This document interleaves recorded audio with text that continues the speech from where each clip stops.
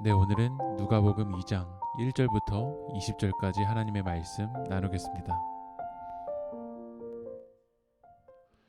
예수님이 태어날 당시 이스라엘은 로마의 지배를 받고 있었습니다. 그래서 로마 제국은 세금을 정확하고 원활하게 징수하기 위해서 호적 조사를 합니다. 근데 그 호적 조사는 그들의 출생지에서만 해야 됐습니다. 그래서 나사렛에서 사는 요셉과 마리아도 베들레헴으로 옵니다. 오늘 본문의 4절 말씀을 읽어보면 요셉도 다윗의 집 족속이므로 갈릴리 나사렛 동네에서 유대를 향하여 베들레헴이라 하는 다윗의 동네로, 그러니까 베들레헴이라는 다윗의 동네로 이 호적 조사를 하러 갑니다. 근데 그 호적 조사로 가는 중에 마리아는 해산할 날이 다 차서 이제 예수님을 잉태해야 되는 시점이 오게 된 거야. 그래서 아이를 낳으려고 여관을 찾아보는데 7절 말씀 보면 첫 아들을 낳아 강보로 싸서 구유에 뉘었으니 이는 여관에 있을 곳이 없음이로라. 여관에서 아이를 낳으려고 찾는데 여관이 가득 차 있는 거야. 예수님이 머무르실 곳이 없는 거죠.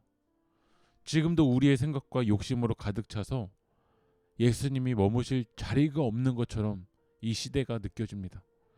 데살로니가전서 2장 15절에 유대인은 주 예수와 선지자들을 죽이고 우리를 쫓아내고 하나님을 기쁘시게 하지 아니하고 모든 사람에게 대적이 되어, 당시 유대인은 오히려 예수님을 영접하고 예수님을 받아들이기보다 예수님을 죽이고 쫓아내려고 했어요. 왜냐하면 우리 삶 가운데 예수님 머무실 자리가 없기 때문에 그래요. 내 욕망과 욕심을 쫓아 살다 보니까 너무 바쁘고 너무 분주해서 예수님 머무실 자리가 없어요. 반면에 예수 그리스도의 탄생의 기쁜 소식이 가장 누구에게 누가복음에선 전해지냐면 8절 말씀 보면 그 지역의 목자들이 밤에 밖에서 자기 양떼를 지키더니, 밤에 양떼를 지키는 목자에게 전해집니다.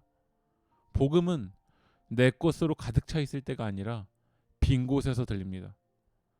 2021년 여러분의 영혼에 죄악된 것으로 가득 차 있다라면 우리는 밤에 밖에서 양떼를 지키는 목자처럼 비워야 됩니다.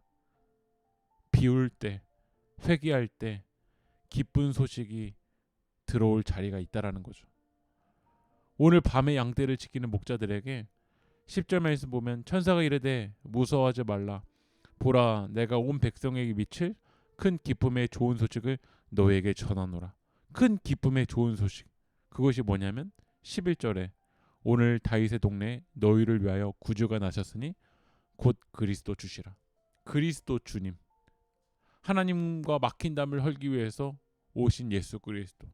바로 그가 하신 일이 이 세상에서 가장 기쁘신 소식입니다.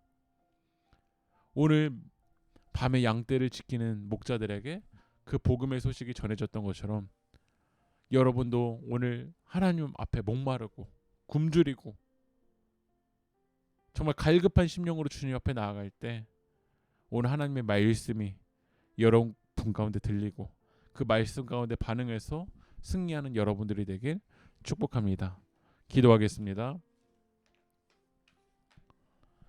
예수님의 백성인 것을 가장 큰 영광으로 알고 평화를 만드는 주님의 통치에 즐거이 참여하게 하소서. 오늘 내 것으로 가득 채워 있던 것들을 주님 회개하게 하시고 주님의 말씀으로 채울 수 있도록 성령님 인도하여 주시옵소서. 예수님의 이름으로 기도합니다. 아멘.